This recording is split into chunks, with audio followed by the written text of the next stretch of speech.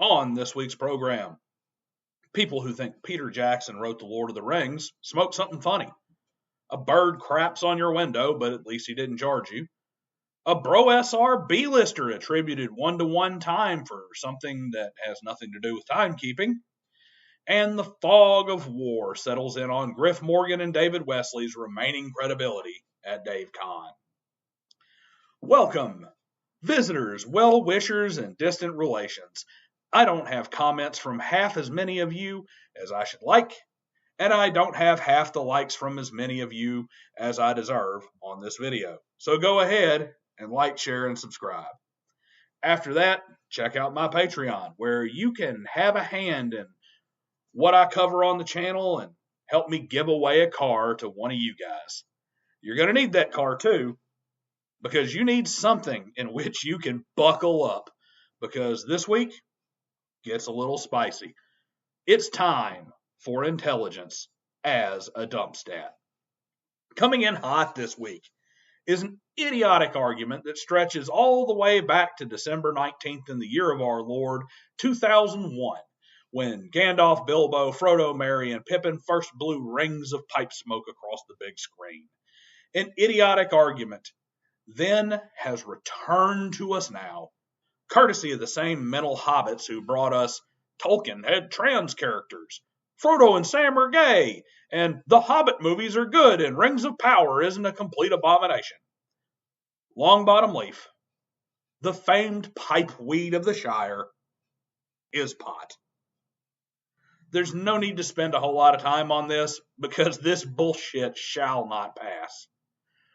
We simply go there and back again to the second forward of The Lord of the Rings, where Tolkien has an entire section called Concerning Pipeweed that includes this sentence. There is another astonishing thing about hobbits of old that must be mentioned, an astonishing habit. They imbibed or inhaled through pipes of clay or wood the smoke of burning leaves of an herb, which they called pipeweed or leaf, a variety probably of Nicotiana. Nicotiana, the family of plants that includes tobacco.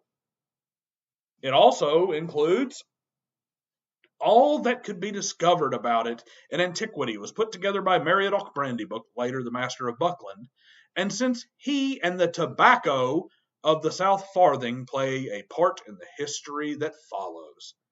Finally, for those who give out the whine, but tobacco is a New World species, Middle Earth is Europe, pipeweed, as brought over from Numenor.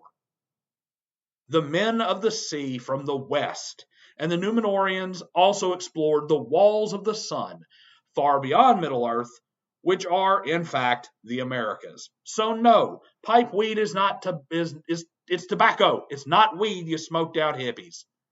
Speaking of people who have apparently had their brains scrambled beyond any semblance of functionality by copious drug use, Condor DM has made another attempt to foist his greatest TTRPG ever made, the only game made by a real designer, Dumpster Fire, on the world this weekend. That's right. If you were one of the unlucky few browsing new free games on Drive-Thru RPG, you may have accidentally downloaded the Neo TTRPG system. This is the part where I should splice in a fake ambulance chaser ad where I ask, did you spend power and hard drive space downloading Chess Pigeon DM's Neo TTRPG system? You may be entitled to financial compensation. Seriously, Clowndor, you should pay restitution to anyone who unknowingly downloaded this unformatted word vomit notepad file that you published, thinking that it's an actual game. Stephen, you may be the most universally mocked and least respected figure in the entirety of the TTRPG ecosphere. Your game makes J. Scott Garibay look sane for requiring a Wizards of the Coast logo on any gaming product that he buys. In Bro SR news, Dungeoneer entered the chat and his foot entered his mouth as he tried to explain how 1-to-1 time created this magic moment that would never happen in regular stop-time play. High-level PC was killed by harpies last night. We were planning to end the session shortly after, but we took 2 more hours to rush the characters to a hag the party knew to possibly resurrect him. Since we use one-to-one downtime, the players know they were against the game and the real-world clocks. After riding all night, wandering through swamps, they managed to get him there. Made some sacrifices, and one character had to spend the night with her, but they managed to save the party member's life. Things like this just don't happen with stop time. Things like what? Not the in-game stuff, because all of that would play out almost exactly the same in stop time. Race against the clock? Oh, because you only have so much time for a resurrection. So you were super worried about a century of real time passing. Or maybe the 1 day per caster level on the far more basic Raise Dead spell. So still, in this case, like 12 days with a first edition hag. Can't carry the guy there in downtime or simply wait till next week?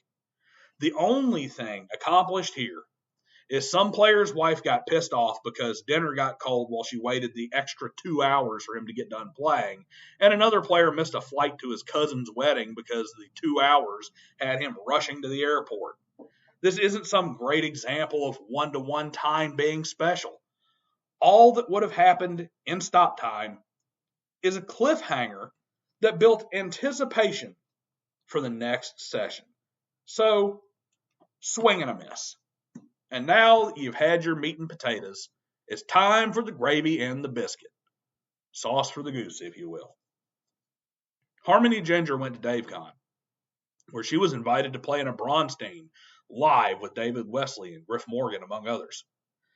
This was eagerly awaited by both the Bro SR, who like to claim Harmony as their women's division whenever it's convenient for them, and for Griff, who was going to show her how a real Bronstein was run and that the Bros had it all wrong. Well, this could not have gone worse for the Blackmore crew. Aside from the fact that Harmony confirmed that, yeah, the Bros were basically doing it the same as Wesley and Griff, and he wasn't at all correct in his assertions that the Bros did it incorrectly.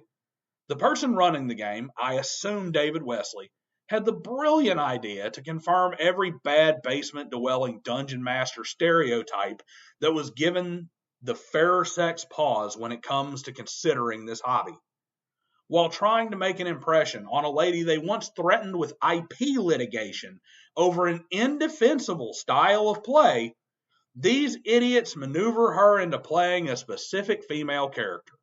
Another player is given the game objective of scoring a date with her. So yeah, these Nimrods thought it was a good idea to set one of the only 2 female players up to get hit on in-game by another player. That's in no way a recipe for disaster. They got extremely lucky that the girl they threatened to sue roughly a year ago happens to be a very graceful and understanding person who doesn't immediately jump to offense, and that the guy they assigned the Score the Chick mission was by all accounts very polite and classy in his approach to it. Either way, so does your character get a little flushed and achy for his character is not something that looks good at any table, let alone one that's composed of relative strangers. But it gets worse. These comments were later deleted, likely because the person who posted them is very gracious and doesn't want extra smoke sent these guys' way. But I'm not so blasé about it. You do not tell a female player that her character isn't being played properly when she tries to go to the men's prison instead of the women's prison, where the DM wishes to railroad her, because, wait for it now, her character should be in fear of gang non-consensual coital activities at the male prison. That's right, you aren't playing right because you should see your character's personal genital violation as a real possibility in our make-believe game with strangers at a convention. What the hell? What in the Duncan Scott, Dale Donovan Book of Erotic Fantasy bullshit is this? Have you idiots just lost your mind? Why not just say, Hail Jeffro, and turn your entire brand over to the Bro SR, if all you're going to do is douse it in kerosene and light it up in the middle of the National Mall for everybody to watch burn? Who thought this was a good idea? And who was so stupid that they heard this idea and didn't immediately point out that it was a stupid idea? The number one rule Really, the only rule you need at a table to keep it healthy is don't be a dick. That's it. Don't be a dick. I cannot think of something that is more dickish than telling the lone female in the room that she should really be concerned that her character be the unwilling central figure in a certain famous white couch meme. Seriously, guys, hang it up. There really is no way that any of the parties involved in this decision should retain a position of respect and influence within the community. Simply put, not cool, dude. Go touch some grass and be glad that Harmony is such a gracious and understanding person, because if she were my sister, I'd catch 3 things once I heard about this: a flight, your ass slipping, and then an assault charge. That's all I've got for this week. Don't be stupid, folks. If you do want to use intelligence as a dump stat, do it like one of the first 3 subjects of this video. Definitely don't be like the Bronstein crew, who chose to use intelligence, wisdom, and charisma as dump stats all at the same time. I need an aspirin. I'll see you guys next time.